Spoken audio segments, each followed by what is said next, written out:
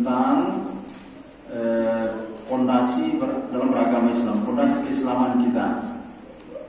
Nah, pertama ada Islam, iman dan ihsan. Sesuai hadis Nabi Shallallahu Alaihi Wasallam. Nah, pada pertemuan ini, sesi kedua ini, kita akan membahas tentang realisasi iman. Nah, realisasi iman dalam kehidupan sosial, dalam kehidupan sehari-hari. Di pertemuan awal kita sudah membahas tentang iman, Islam, dan ihsan. Nah, sekarang bagaimana bentuk atau bagaimana cara untuk merealisasikan, ya?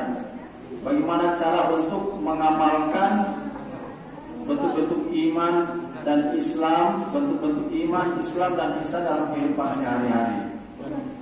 Nah, ini kita lihat. Jadi berdasarkan hadis ini,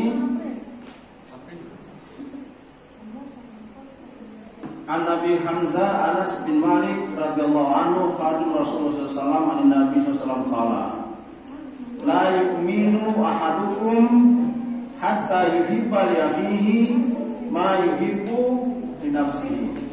Ini hadis yang pertama yang di atasnya. La yu'minu ahadukum hatta yuhibba li akhihi ma yuhibbu li nafsihi. Nah, kata Nabi, nah, ini hadis ini masuk dalam kategori apa? Saya tanya dulu. Apakah masuk kategori hadis fi'liyah, perbuatan, atau hadis qauliyah, perkataan, atau hadis taklid, persetujuan? Persetujuan. Ya. Nah, jadi dalam hadis ini Nabi bersabda, ya, kalau tidak beriman seseorang di antara kamu, la yu'minu ahadukum, tidak beriman seseorang di antara kamu, hatta yuhibba li akhihi, nah, sampai dengan atau hingga dia mencintai saudaranya sebagaimana dia mencintai dirinya sendiri. Nah, ini hadis ini. Nah, di awal saya ulangi, di awal kita sudah belajar tentang fondasi keagamaan kita, ya, keimanan, keislaman, dan ihsan. Nah, ini lewat hadis ini cara merealisasikannya. Nah, kalau bahasa kerennya mengimplementasikannya. Jadi merealisasikan dalam kehidupan sehari-hari. Bagaimana caranya? Nabi menunjukkan, mengajarkan, tidak beriman seseorang di antara kamu. Artinya kita tidak masuk kategori orang yang beriman kepada Allah, tidak beriman pada hari akhir, tidak beriman pada kitab-kitab Allah turunkan, tidak beriman pada Nabi Rasul, ya. Kalau dalam kehidupan sehari-hari kita tidak mencintai saudara kita, ya, melebihi dari cinta pada diri kita sendiri, pada diri kita sendiri. Nah, jadi makna hadis ini, kalau kita cinta kepada orang, ya, harus seperti kita mencintai diri kita sendiri.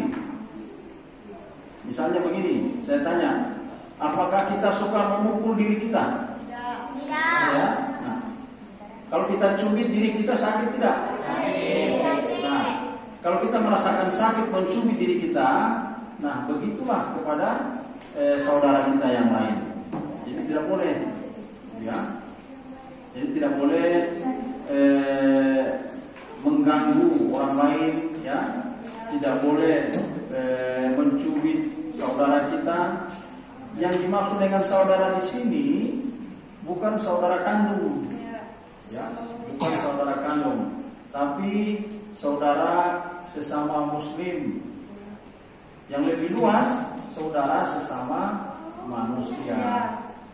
Nah, kalau saudara sesama manusia, maksudnya apapun agamanya, apapun suku dan budayanya, ya, dari manapun dia berasal, warna kulitnya, apapun warna kulitnya, dia saudara kita, saudara sesama manusia. Tapi kalau dia beragama Islam sebagai seorang mukmin, apakah dia orang Irian, Papua, orang Jawa, orang Gorontalo, orang Sumatera, ya, Kalau dia beragama Islam, maka dia adalah saudara kita sendiri. Nah, dari peserta dalam hadis ini kita dianjurkan untuk cinta terhadap saudara kita seperti kita mencintai diri kita sendiri. Nah, ini jadi kalau kita sudah komitmen, ya, kita sudah menyatakan diri cinta, percaya kepada Allah, percaya sesuai rukun iman itu. Nah, maka kita harus terhadap saudara-saudara kita cinta. Yang besar menyayangi yang kecil, ya. Yang besar menyayangi yang kecil menghormati yang besar. Itu. Nah, saya ulangi, jadi yang besar menyayangi yang kecil menghormati yang besar. Yang kakak menyayangi yang adik, dan yang adik menghormati yang kakak. Jadi begitu. Jadi jangan saling pukul-memukul, jangan saling marah-memarah, jangan saling benci-membenci. Karena itu menyalahi nilai-nilai keimanan. Paham ini? Ya. Berikut ada hadis berikutnya, hadis yang kedua. An Abi Hurairah radhiyallahu anhu anna Rasulullah sallallahu alaihi wasallam qala. Man kana yu'minu billahi wal yawmil akhir falyaqul khairan aw liyasmut. Wa man kana yu'minu billahi wal yawmil akhir falyukrim jarahu. Wa man kana yu'minu billahi wal yawmil akhir falyukrim dhaifahu. Nah, ini hadis Nabi sallallahu alaihi wasallam. Nah, masih ada hubungannya dengan yang di atas. Nah, masih ada hubungannya dengan hadis di atas berkaitan dengan orang beriman. Nah, seperti apa orang beriman? Pada hadis kedua ini, pada hadis kedua, man kana yu'minu billahi wal yawmil akhir. Siapa beriman kepada Allah dan hari akhir, falyaqul khairan aw liyasmut. Hendaklah dia berkata-kata yang baik atau diam. Nah, jadi orang yang beriman kepada Allah sesuai rukun iman, ya, siapa yang beriman kepada Allah dan hari akhir, maka hendaklah dia berkata-kata yang baik. Falyaqul khairan. Hendaklah dia berkata-kata yang baik. Kalau tidak bisa berkata-kata baik, ya, al-yasmut, lebih baik diam. Nah, gitu ya. Mungkin kalau dia khawatir, kalau saya berkata-kata seperti ini nanti orang tersinggung, ya. Mungkin kalau saya berbicara seperti ini orang tidak terima. Mungkin kalau saya berbicara seperti ini orang marah, atau saya berbicara seperti ini orang tidak suka, ya, maka lebih baik diam. Diam itu mendatangkan pahala. Nah, diam. Kata Nabi seperti itu. Tetapi diam ini jangan selamanya jadi diam-diam terus. Ya, itu juga kurang bagus. Di rumah mamanya tanya, "Nak, makan apa?" Diam. Terus mamanya tanya, "Kenapa diam, Nak?" Itu tadi Ustaz bilang di masjid itu lebih baik diam. Bukan itu, ini salah mempraktikkan diam. Ya, salah mempraktikkan diam. Jadi diamnya misalnya begini, ini suasana bulan Ramadan, ya, suasana bulan Ramadan. Kita lihat ada teman kita di sana dulu 2-3 orang. Kita dengar-dengar, apa mereka ini? Cerita gosip ini, ya. Kita mau bergabung, ya. Tidak bergabung salah, mau bergabung juga salah. Ya sudah, bergabung saja tapi lebih baik diam. Ya, tidak usah ikut menyambung supaya kita tidak mendapat dosa dari cerita-cerita gosip itu, ya. Nah, falyaqul khairan, hendaklah dia berkata-kata yang baik Au yaskut. Kalau tidak bisa berkata yang baik, lebih baik ya diam. Nah, diam itu mendapat pahala. Paham ini? Nah, ini ciri orang beriman. Nah, ciri orang beriman. Yang berikut, wa man kana yu'minu billahi wal yawmil akhir. Siapa yang beriman kepada Allah dan hari akhir. Nah, siapa yang beriman kepada Allah dan hari akhir, falyukrim jarahu. Nah, falyukrim jarahu. Hendaklah dia memuliakan siapa? Jar. Hendaklah dia memuliakan tetangganya. Nah, jadi kalau kita mengaku beriman kepada Allah dan hari akhir sesuai rukun iman itu yang 6 yang kita pelajari pertama, maka dia harus memuliakan tetangganya. Nah, hidup bertetangga ini jangan bikin ribut tetangga. Banyak ya. Tetangganya ribut bla bla bla bla bla bla, bangun pagi sampai tidur ya, ribut terus. Nah, begitu ditelusuri siapa penyebabnya, ternyata tetangga sebelah, warga tetangga sebelah yang. Nah, jadi hidup bertetangga ini kita harus menjaga, ya, jangan sampai dalam bertetangga. Nah, bertetangga ini penting, ya. Tetangga sebelah kanan rumah kita, tetangga sebelah kiri rumah kita, tetangga di belakang rumah kita, mungkin juga tetangga di depan rumah kita. Semua itu adalah tetangga. Ya. Tetangga itu batasnya 40 rumah. Itu masih hitung tetangga. Dari rumah kita, perhatikan sini. Dari rumah kita ke sebelah kanan itu 40 rumah. Itu masih tetangga. Sebelah kiri rumah kita 40 rumah ke sana itu. Itu masih tetangga itu. Nah, bayangkan jauhnya ya, 40 rumah. Kalau rumahnya jarang-jarang, jauh sekali tuh, boleh 1 kilo lebih. Nah, kalau rumahnya jarang-jarang, nah jadi Nabi menganjurkan seperti itu. Jadi kalau kita beriman kepada Allah dan yang akhir, maka falyukrim jarahu. Hendaklah dia memuliakan tamunya. Memuliakan tamu ini, memuliakan tetangga ini tidak mengganggu hak-hak tetangga. Nah, jadi misalnya begini. Hidup bertetangga ini ya. Ini rumah saya. Ya, perhatikan sini. Ini rumah tangga. Di pinggir rumah ini, di halaman pekarangan ada pohon mangga. Ya, pohon mangga besar. Nah, pohon mangga besar. Pohon mangga ini ada cabangnya yang ke tetangga, ke halaman tetangga. Ya, ada cabangnya yang ke halaman kita. Nah, ajaran Islam, kalau pohon mangga ini yang hidup di halaman kita, tapi cabangnya ada yang ke halaman tetangga, terus kalau dia berbuah, itu mangga dia berbuah, jatuh di halaman tetangga, itu hak tetangga. Ya? Paham ini? Biar dia hidup di halaman kita, tapi kalau dia jatuh, buahnya yang masa jatuh di halaman tetangga, itu haknya tetangga. Nah, jangan kita marah-marah. Mari itu mangga, mari sini saya punya itu mangga. Nah, tidak boleh. Itu sudah hak dia. Kenapa sampai hak dia? Karena kalau ini pohon mangga, daunnya jatuh, ya, yang kering jatuh, pasti yang membersihkan daun kering itu si tetangga itu. Nah, bukan kita. Walaupun kita punya pohon, karena dia jatuh di halaman sebelah, ya, jadi yang daun kering yang jatuh itu tetangga sebelah yang membersihkan, menyapu.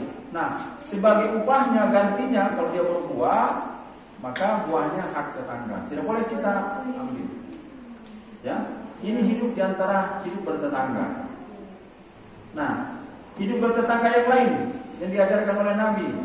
Kalau kita masak di rumah, terus masakan itu baunya menyengat sampai ke rumah tetangga. Tetangga bilang, bagus sekali dia punya masakan daging itu sebelah. Ya, misalnya tetangga bilang, kita harus antarkan makanan sana. Ya, kita cium, harus sekali dia punya kue di sebelah itu, lagi buat kue apa itu, harus sekali sampai di sini baunya. Nah, ingat kita punya kewajiban, ya kita dianjurkan untuk memberikan masakan yang kita masak tadi ke tetangga.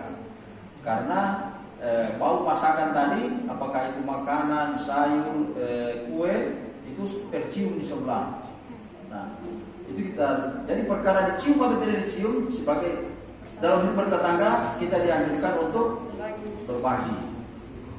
Nah, ini ajaran Islam seperti itu. Bagaimana pentingnya hidup bertetangga.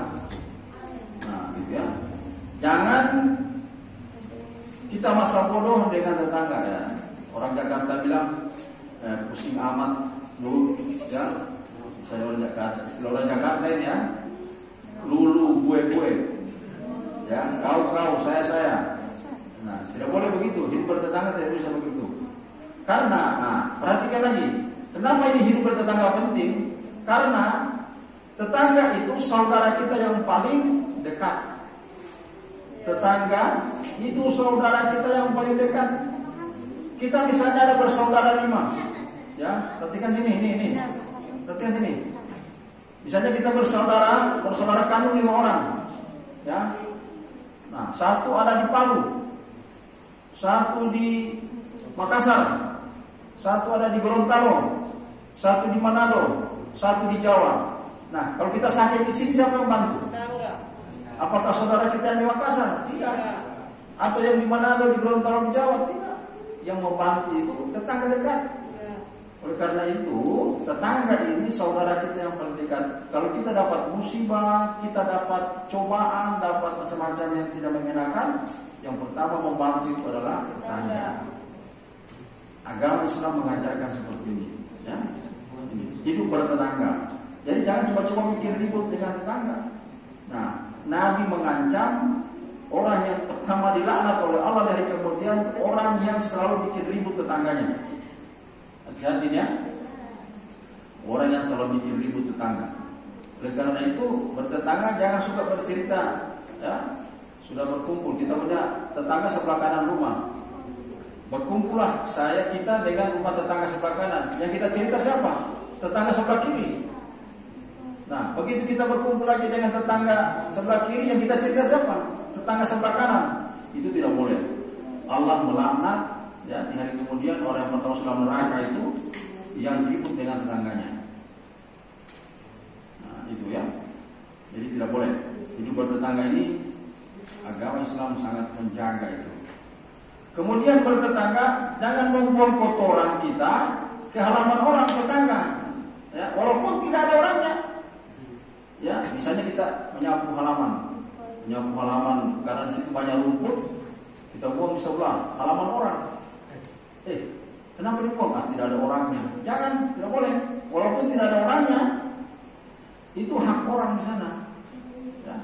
Kan sering kita seperti itu. Membuang kotoran, rumput-rumput, ya, kebersihan kita buang di sebelah, di tetangga. Itu tidak boleh. Agama mengajarkan seperti itu. Nah, ini ciri orang beriman. Nah, kita suasana bulan Ramadan ini ya, wal yukrim jarahu. Yang ketiga, wa man kana yu'minu billahi wal yawmil akhir, siapa yang beriman kepada Allah dan hari akhir, wal yukrim dhaifahu.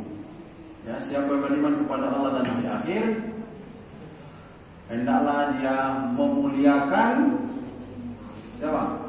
Memuliakan tamu, ya, memuliakan tamunya. Kalau ada tamu, ya, jadi siapapun yang datang ke rumah kita itu tamu. Ya. Setiap tamu kita harus hormati, hak tamu kita harus hargai. Nah, bertamu juga ini punya tata cara, ya, menghargai tamu dan bertamu itu sendiri punya tata cara. Jadi tidak sembarang bertamu. Nah, bertamu itu ada masa waktunya. Ya. Kalau kita bertamu di rumah orang, ya, walaupun saudara kita sendiri, ada aturannya. Nah, walaupun misalnya kita datangi saudara kandung, saudara kita tetap dianggap tamu di rumah itu. Nah, karena kita sebagai tamu, masa berlaku tamu itu 3 hari. 3 hari. Kita sebagai tamu, maka tuan rumah menjamu kita, melayani kita, ya, itu selama 3 hari. Salat ayam 3 hari. Nah, kalau sudah melebihi 3 hari, maka tamu itu sudah dianggap sebagai saudara sendiri. Ya. Jadi walaupun itu yang kita datangi tadi saudara kita, saudara kandung, terus kita baru hari pertama, ya, hari pertama. Terus kita datang di situ, semua kita minta, kita suruh tuan rumah, yang saudara kita, padahal kita di situ sebagai tamu, semua kita minta, siapkan ini, cari itu, tidak boleh. Walaupun saudara kita sendiri, karena kita datang di situ, kita tamu, yang di rumah itu adalah tuan rumah. Nah, aturannya tentang tamu, masa tamu ini itu 3 hari.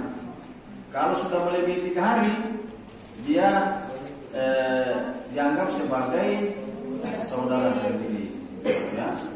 Nah, dianggap sebagai saudara sendiri. Nah, ini tentang tamu. Nah, tamu juga diatur, ya. Jadi tidak semua. Jadi mana yang diatur oleh tuan rumah, maka itulah yang harus diindahkan. Nah, bertamu ini tidak langsung masuk, walaupun rumah keluarga sendiri. Nah, tentu ada etika bertamu. Ketuk pintu, ya, 1 kali. Assalamualaikum. Belum ada balasan. Nah, ada jeda. Ketuk lagi. Assalamualaikum. Belum ada balasan, harus ada jeda. Ketiga kali ketuk, Assalamualaikum, tidak ada balasan. 3 kali diketuk, 3 kali salam tidak ada balasan, pulang. Ya? Ya. Jangan digedor pintunya. Woi, mana tuan rumah tidak tahu harus 3 kali salam ini. Cuma diam-diam saja dalam rumah, mana tahu orang ini. Tidak boleh. Tidak boleh begitu. Jadi ada batas, ya. Ada etikanya. Jadi cukup, ya, memberi salam pertama, kedua, dan ketiga. Kalau sudah 3 kali diberi salam, mengetuk dan diberi salam, tidak ada jawaban, ya, tidak ada jawaban, kita harus pulang. Nah, kita harus tinggalkan. Karena mengapa? Boleh jadi tuan rumahnya tidak ada di tempat, atau tuan rumahnya lagi kurang sehat, atau mungkin tuan rumahnya tidak dengar dan lain sebagainya. Nah, jadi kita juga menghargai, ya, sebagai orang yang datang bertamu, gitu ya. Nah, ini. Jadi fal yukrim dhaifahu, hendaklah dia memuliakan tamu. Nah, ketika ada tamu yang datang, nah memang kalau kondisi sekarang ini kita juga harus waspada, ya. Kondisi sekarang ini kita juga harus waspada. Walaupun ada agama menganjurkan menghormati tamu, karena sekarang ini kadang-kadang tamu itu ada tamu yang baik, ada tamu yang berpura-pura jadi tamu. Dia datang berpura-pura jadi tamu, padahal melihat situasi dalam rumah. Nah, setelah dia merasa menguasai, mengetahui tentang rumah itu, dia pulang, dia pamit. Tiba-tiba sepekan kemudian terjadi apa? Terjadi pencurian, terjadi kehilangan. Nah, artinya itu kewaspadaan, lah, maksudnya sini kewaspadaan terhadap setiap orang yang datang. Nah, sebagai tuan rumah penting menanyakan seorang tamu yang datang. Kalau yang kita belum kenal, maaf bapak, ibu dari mana, ibu namanya siapa. Nah, kita tanya, banyak hal kita tanya. Tidak apa-apa kalau yang kita belum kenal. Kecuali kita sudah kenal, teman, kerabat, saudara, ya tidak usah banyak tanya. Nanti kalau banyak tanya, dikira tidak mau diterima dia sebagai tamu yang datang ke rumah kita. Karena saudara kita, ya sudahlah. Tidak usah kita banyak tanya, karena itu kenalan kita. Ya usah lagi kerabat, kenalan, teman, saudara kita. Kalau dia datang ke rumah kita, tidak usah datang bertanya lagi. Banyak bertanya. Nah, dari mana saja ini? Apa tujuannya ke sini? Nah, nanti tersinggung padahal keluarga kita. Kecuali orang lain. lain yang sama sekali kita tidak mengetahui, penting kita bertanya secara jauh, secara mendalam, ya. Nah, kira-kira seperti itu, ya. Jadi ini ciri orang beriman, ya. Ciri orang beriman ada 3 hal di sini sampai kepada Nabi, berkata-kata yang baik atau lebih baik diam, memuliakan tetangga, kemudian memuliakan tamu. Ini ciri orang beriman. Ini tentang hadis. Ya. Bisa dipahami ini? Siap. Siap.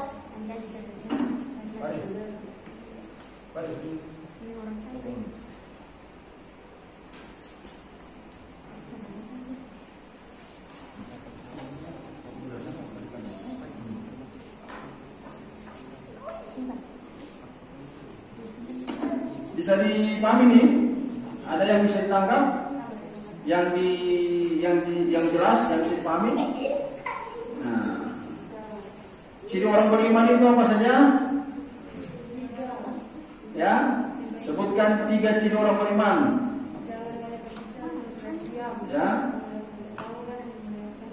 Ya, menjaga tamu, ya, berkata yang baik, auliasmut atau lebih diam, memuliakan tetangga dan memuliakan tamu. Nah, di antara ciri orang beriman yang lainnya apa? Yu'minu ahadukum hatta yuhibbu li akhihi ma yuhibbu li nafsihi. Jadi ciri orang beriman itu dia mencintai saudaranya, mencintai orang lain sebagaimana dia mencintai dirinya sendiri. Ya, silakan, mungkin ada yang ingin bertanya.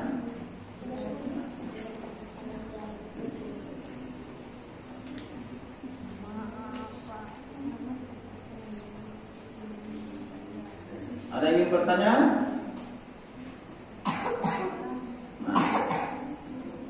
Nah, kita pindah di, ya.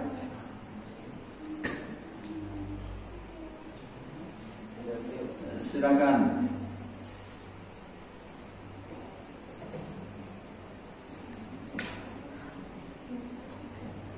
Kalau ada pohon mangga jatuhnya di jalan itu siapa punya? Rezeki namanya itu. Rezekimu. Iya. Kalau tadi itu kan jatuh di halaman tetangga, ya. Berarti dia menjadi hak tetangga. Nah, sekarang bagaimana kalau dia jatuh di tempat umum, dia jatuh di jalan? Jalan itu kan lalu lintas orang, ya, tempat umum, lalu lintas orang. Tiba-tiba mangga itu jatuh di jalan. Nah, itu menjadi hak siapa saja yang melewati di situ. Ya, menjadi hak siapa saja yang lewat di situ. Kalau angin lewat pas ada mangga jatuh, tidak usah bertanya, mangga siapa ini? Sudah ambil saja, karena dia jatuh di tempat umum. Ya. Nah, dia jatuh di tempat umum. Jadi seperti itu. Ada yang mau bertanya? Ada yang lain? Ada Iseo. Apa nak bilang? Bilang yang kau bilang tadi.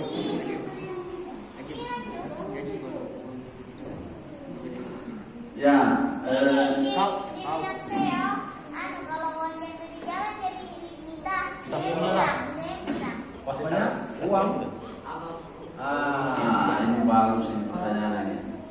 Ada uang kita jalan-jalan, tiba-tiba di tengah jalan ada uang. Kita lihat uang, ya.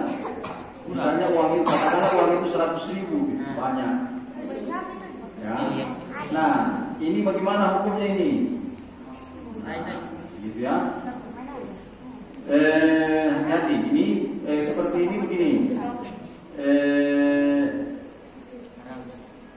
Ada perkara yang halal, ada perkara yang haram, dan ada perkara yang syubhat. Nah, perhatikan sini, ya. Kata Nabi, innal halala bayyinun. Sesungguhnya yang halal itu jelas, nyata. Nah, sesungguhnya yang halal itu jelas, nyata. Yang mana yang halal itu hasil keringat kita bekerja, hasil keringat mendapat upah dari hasil kerja kita, itu halal. Misalnya kalau dia pegawai sudah bekerja sebulan, kemudian pemerintah memberi dia gaji upah sebulan, nah itu pendapatan penghasilan yang halal, jelas halal ya. Nah yang tadi ada tadi yang saya kasih hadiah itu, ditanya dikasih pertanyaan dia jawab, terus diberikan, nah uang itu halal bagi dia. Innal halala bayinun, wa innal harama bayinun. Yang haram juga itu nyata. Nah, seperti apa yang haram? Mencuri itu haram. Mengambil hak orang, ya. Kemudian dibilang hak sendiri, itu haram. Ya. Membohongi orang, misalnya ini HP, dia bilang siapa punya ini? Oh ini saya punya, padahal punyanya orang. Itu haram. Ya. Jadi yang halal itu nyata. Perkaranya jelas. Yang haram juga perkaranya nyata, jelas. Nah, sekarang yang ketiga, wa bainahuma, kata Nabi, ya, wa bainahuma, di antara yang halal dan yang haram, ya. Berarti di tengah-tengah ya. Wa bainahuma, di antara yang halal dan yang haram itu umum mustabihat. Ada perkara, ada urusan yang namanya syubhat. Ya, perhatikan ini. Ada namanya syubhat. Nah, syubhat itu apa? Tidak jelas apakah dia halal ataukah dia haram. Contohnya mana? Misalnya seperti tadi itu, mendapatkan uang di jalan. Ya, si Seo tadi dia jalan-jalan dapat uang. Ini uangnya siapa ini? Aduh, kalau saya ambil ini nanti mungkin orang punya, dia cari, dia butuh ini uang. Nah, saya ambil bukan hak saya. Ini namanya syubhat namanya. Nah, sesuatu yang syubhat itu wa bainahuma umurun musyrik la ya'lamuhunna katsirun minan nas. Hal-hal yang syubhat ini yang tidak jelas apakah hukumnya, apakah dia halal ataukah dia haram, itu orang banyak tidak tahu. Ini yang syubhat ini. Nah, caranya apa? Nah, untuk menghilangkan keraguan-keraguan, apakah ini uang yang saya dapat di jalan 100.000 halal ataukah haram?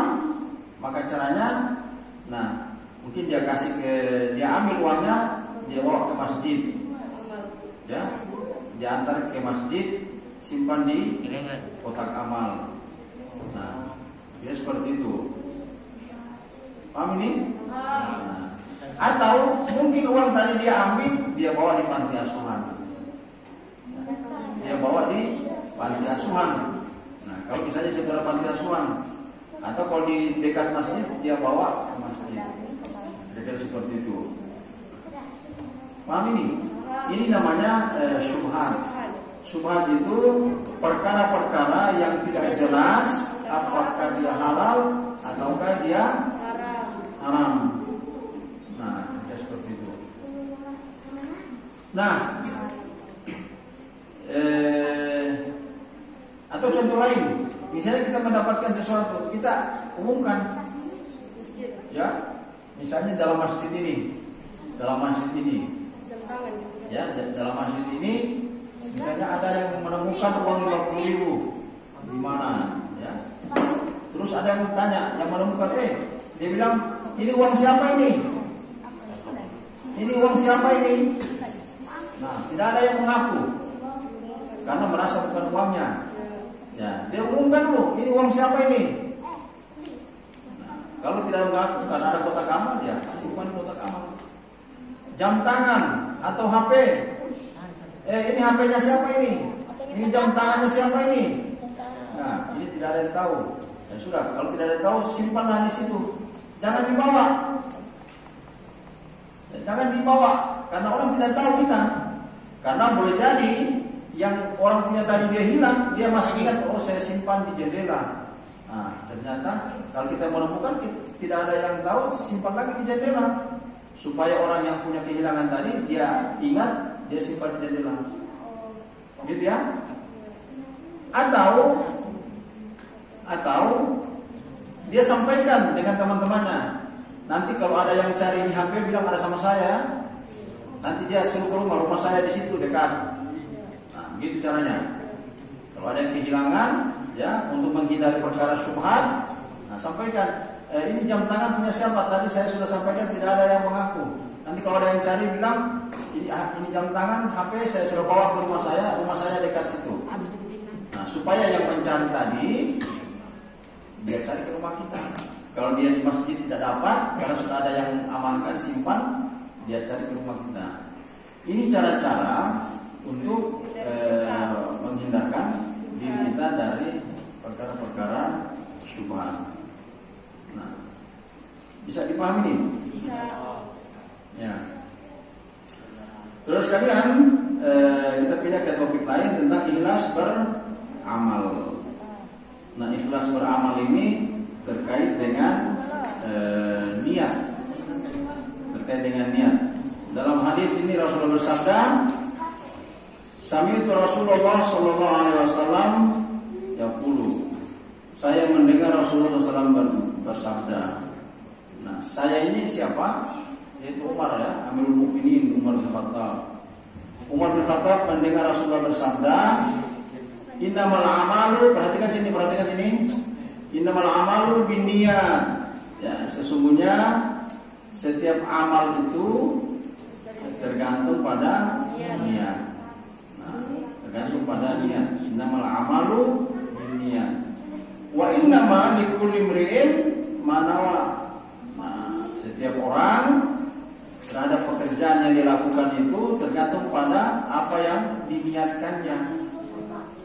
Nah, tadi pagi kita dari rumah ke sini, tentu karena ada niat dari rumah. Nah, saya mau ke masjid, ada pesantren Ramadan belum selesai, hari ini hari kelima. Nah, kalau ada niat, mau berwudu harus ada niat. Apa niatnya?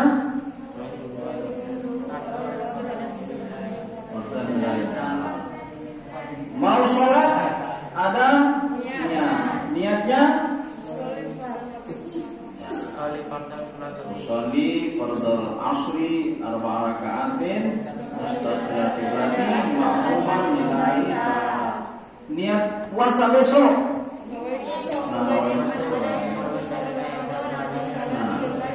Ya baik, semua itu adalah niat, ya niat.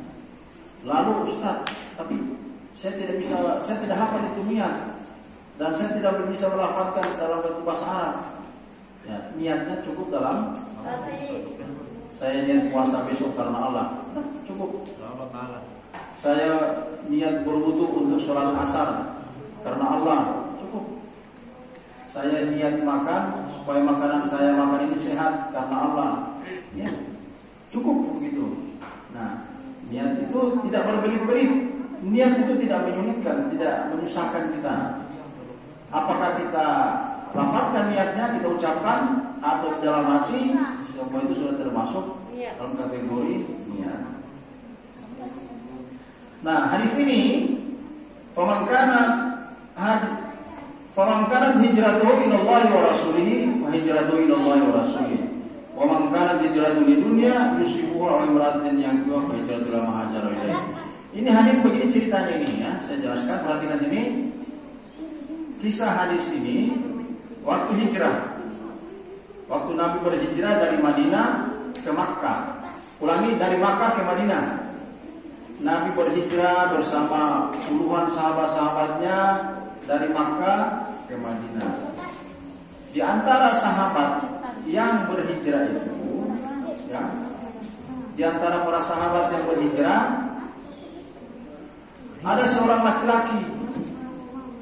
Ada seorang sahabat laki-laki, dia ikut dengan Nabi. Ternyata laki-laki yang berhijrah bersama Nabi, dia punya niat lain.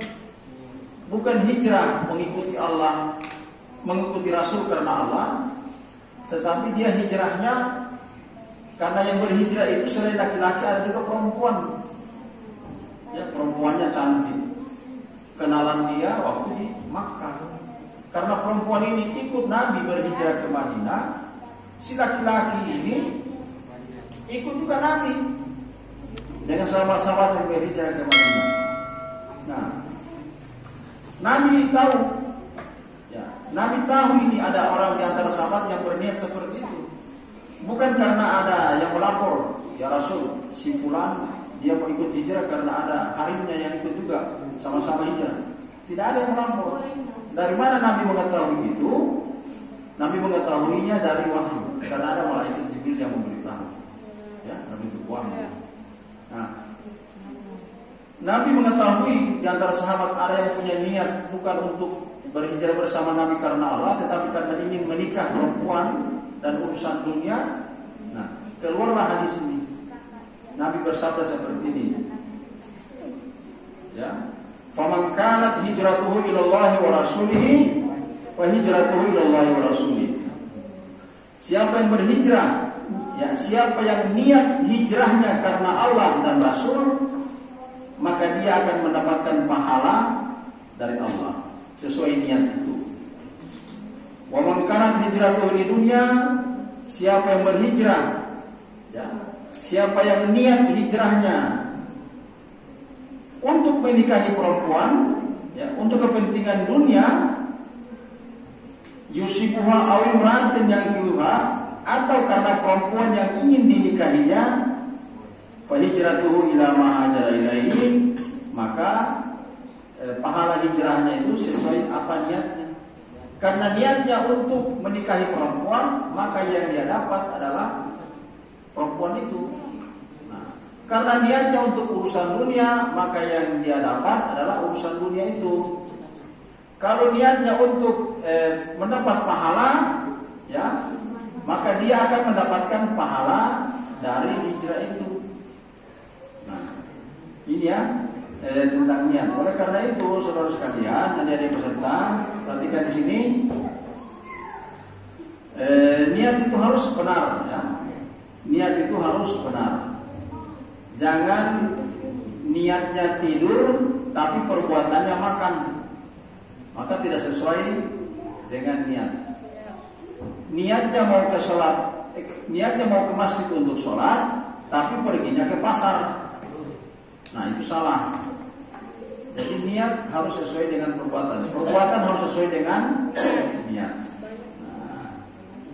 Ya, seperti itu. Nah, di bawahnya ada penjelasan. Ada penjelasan. Tempat niat itu di mana? Ya, tempat niat itu dalam hati. Dalam hati tempat niat. Kalau ada yang melafatkan, ya, mengucapkan niat itu dalam lafaz, itu adalah ucapan. Tapi hakikatnya tempat niat itu semuanya ada di dalam hati. Yang mengetahui niat seseorang itu hanya dua. Dia sendiri dan Allah Subhanahu wa ta'ala. Kalau dia berbohong terhadap orang, nah, tetapi Allah mengetahui niatnya. Nah, gitu ya. Jadi jangan coba-coba berbohong berkaitan dengan perbuatan-perbuatan kita, apalagi sudah berkaitan dengan niat. Mungkin kita berbohong, ya, dengan orang lain, tetapi dengan Allah tidak bisa kita berbohong. Kemudian hakikat niat sengaja mengerjakan sesuatu berbarengan dengan perbuatan. Jadi niat kita dalam hati atau yang kita ucapkan itu harus sesuai dengan perbuatan. Nah, jangan seperti tadi saya katakan, niatnya dalam hati atau ucapannya saya mau pergi ke pasar, tetapi ternyata dia ke masjid, atau niatnya mau ke masjid untuk sholat, ternyata dia cuma ke mall. Nah, itu tidak sesuainya niat dengan perbuatan. Kemudian hukum niat wajib dan ada juga sunnah. Nah, tergantung niat. Kalau niatnya untuk sholat fardu, maka niatnya itu wajib. Kalau perbuatannya perbuatan sunnah, maka niatnya juga sunnah. Kemudian masa niat, kapan niat itu? Nah, niat itu pada permulaan melaksanakan perbuatan. Jangan niatnya di belakang. Ya, misalnya dia mau puasa, besok dia makan dulu, makan. Sudah kenyang, sudah selesai makan baru dia niat. Nah, itu semua gadin anadai fardhu syahr Ramadan. Itu keliru. Ya. Jangan berbuat dulu baru ada niat. Tidak boleh. Jadi niat itu selalu di bagian awal, di pertama. Misalnya sholat maghrib, dia sudah sholat Allahu Akbar dan seterusnya, salam-salam 3 rakaat, habis itu dia niat usolli fardal maghrib salah rakaat dan mustaqbil ibadi mahmuman lain ta'ala. Keliru, ya, tidak sesuai. Jadi niat itu selalu di depan, adanya di depan. Nah, dia mengawali setiap perbuatan. Nah, syaratnya untuk tujuan amal kebaikan. Lalu kalau amalnya tidak baik, apakah dibolehkan berniat? Niatnya haram. Ya, misalnya ada orang yang mencuri, saya niat mencuri karena Allah. Ya, ya. Saya mau mencuri, ambil uang. Setelah itu saya bawa ke masjid, saya masukkan dalam infak, dalam kotak amal, karena Allah supaya saya dapat pahala. Nah, salah itu. Ya. Perbuatannya perbuatan tercela yang dilarang agama, dia sangkut pautkan dengan yang benar, yang baik, karena Allah itu tidak cocok. Ya. Itu sama dengan kita punya kain bersih, kita cuci di mana? Kita cuci di air got. Kita mau cuci pakaian supaya pakaian kita bersih, tetapi tempat cuciannya bukan di laundry, tempat cuciannya di air got. Mana bersih itu air? Mana bersih itu kain? Tidak mungkin kain itu akan bersih. Nah ini, itu maksudnya niatnya. Jadi antara perbuatan dan niat harus sesuai. Dan syarat niat itu semuanya berkaitan dengan perbuatan-perbuatan yang baik. Paham ini? Paham. Ya. Alhamdulillah tentang hadis pada pertemuan ini ada beberapa topik bahasan tadi ya, tentunya dimulai dari fondasi keagamaan kita, fondasi beragama, iman, Islam dan ihsan. Kemudian hadis yang kedua berkaitan dengan realisasi keimanan. Nah, bagaimana seperti apa ciri-ciri orang beriman itu, usul hadis Nabi, dan yang terakhir berkaitan dengan niat ya, amaliyah. Jadi setiap niat harus dilandaskan pada niat yang ikhlas. Saya kira ini materi yang saya sampaikan berkaitan dengan hadis ya, mengenal mendalami hadis. Kalau kita bicara mendalami hadis, tentu hadis itu banyak.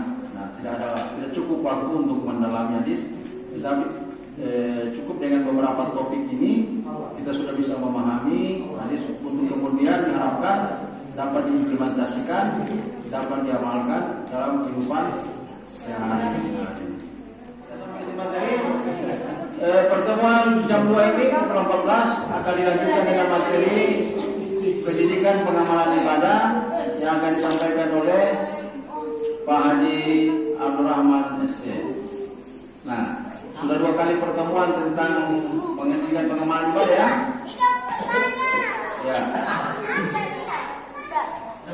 Nanti perhatikan semuanya nanti apa berkaitan dengan pengamalan ibadah yang saya cintai. Nah, materi tentang mengenal mendalami hadis sampai di sini dengan beberapa topik-topik bahasan yang cukup penting yang berhubungan dengan kehidupan keseharian kita semuanya. Semoga bermanfaatnya. Nah, dan topik-topik ini bisa menjadi tema kultur, bisa menjadi tema untuk praktek muhadarah, gitu ya. Nah, terima kasih. Saya tutup. Wallahu musta'an. Assalamualaikum warahmatullahi wabarakatuh.